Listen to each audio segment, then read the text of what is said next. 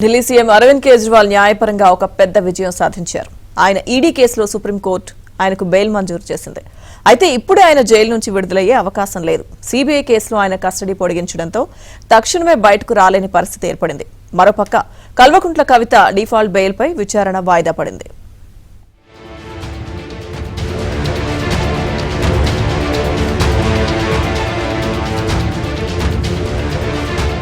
Delhi liquor scam money laundering వ్యవహారంలో ఆప్ convener CM Arvind Kejriwal కు supreme court శుక్రవారం బెయిల్ మంజూరు చేసింది.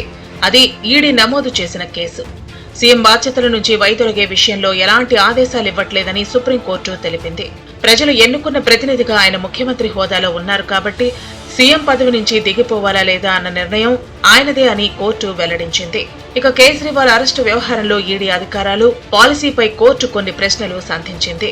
అనంతరం సీఎం పిటిషన్ పై విచారణను విస్తృత ధర్మాసనానికి బదిలీ చేసింది. మరోపక్క కేజ్రీవాల్ కు మధ్యంతర బెయిల్ మంజూరు చేస్తూ కొన్ని షరతులు విధించింది.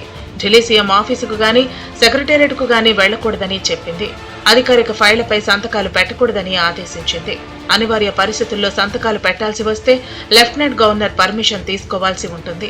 లిక్కర్ కేసులో తన పాత్రపై ఎలాంటి కామెంట్స్ చేయకూడదు. లిక్కర్ పాలసీ కేసు నిందితులను, సాక్షులను కలిసే ప్రయత్నం చేయకూడదు.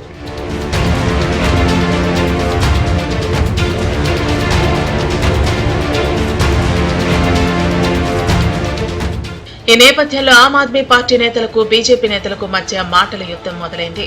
మద్యం కేసులో ఢిల్లీ సీఎం కేజ్రీవాల్ కు బెయిల్ మంజూరు చేయడం ద్వారా బీజేపీ కుట్రను బట్టబయలు చేసినట్లు అయిందని ఆప్ నేతలు స్పష్టం చేశారు. అయితే బీజేపీ నేతలు మాత్రం ముఖ్యమంత్రి పదవికి అరవింద్ కేజ్రీవాల్ రాజీనామా చేయాలని డిమాండ్ చేశారు.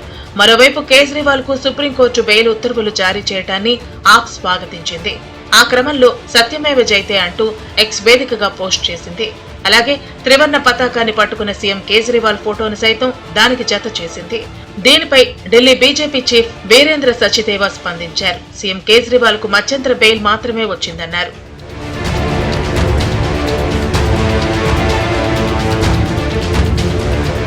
ఇక సీబీఐ కేసులో కవితకు డిఫాల్ట్ బెయిల్ పై విచారణ జరిపింది. సీబీఐ చార్జ్ షీట్ లో తప్పులున్నాయని కవిత తరపు న్యాయవాది నితేష్ రాణా న్యాయస్థానానికి చెప్పారు. తప్పులు లేవని సీబీఐ తరపు న్యాయవాది అన్నారు. చార్జ్ షీట్ లో తప్పులున్నాయని కోర్టు ఆర్డర్ ఫైల్ చేశారా అని జడ్జి కావేరి భవేజా అడిగారు. చార్జ్ షీట్ లో తప్పులున్నాయని కోర్టు ఆర్డర్ ఫైల్ చేయాలని జడ్జి కావేరి భవేజా చెప్పారు. కోర్టు ఆర్డర్ అప్లోడ్ కాలేదని కవిత తరపు న్యాయవాది నితేష్ రాణా అన్నారు. తదుపరి విచారణను జూలై 22కి రౌస్ అవెన్యూ కోర్టు వాయిదా వేసింది.